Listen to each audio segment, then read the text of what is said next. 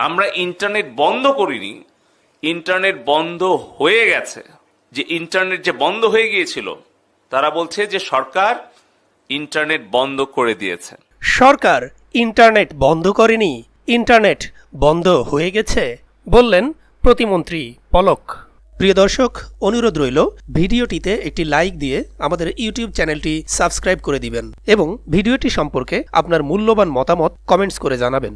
ডাক, টেলিযোগাযোগ ও তথ্য প্রযুক্তি প্রতিমন্ত্রী জুনাইদ আহমেদ পলক বলেছেন, সরকার দেশে ইন্টারনেট বন্ধ করেনি, ইন্টারনেট বন্ধ হয়ে গেছে।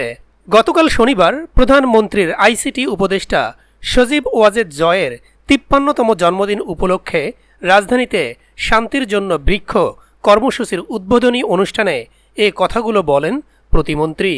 সরকারি চাকুরিতে কোটা সংস্কারের দাবিতে আন্দোলনকে ঘিরে শুরু হওয়া সংঘর্ষের মধ্যে ১৮ জুলাই রাত 8:45টার পর থেকে দেশে ব্রডব্যান্ড ইন্টারনেটের সংযোগ বন্ধ হয়ে যায়।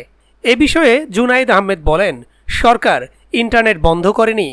মহাখালীতে ৩টি ডেটা সেন্টারে ইন্টারনেট সার্ভিস প্রোভাইডারদের ৭০% সার্ভার থাকে।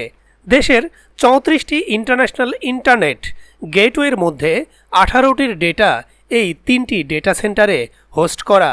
2 দিন পর তারা জানতে পেরেছেন ঢাকা চট্টগ্রাম রুটের কাশপুরে সাবমেরিনের কিছু কেবল উপরের দিকে ছিল, সেগুলো পুড়িয়ে দেয়া হয়েছে। 17 জুলাই মধ্যরাত থেকে 4G ইন্টারনেট সেবা বন্ধ করায় দেশের মোবাইল ইন্টারনেট সেবাও বন্ধ হয়ে যায়। ব্রডব্যান্ড সংযোগ 23 জুলাই চালু হলেও মোবাইল ইন্টারনেট এখন পর্যন্ত বন্ধ রয়েছে।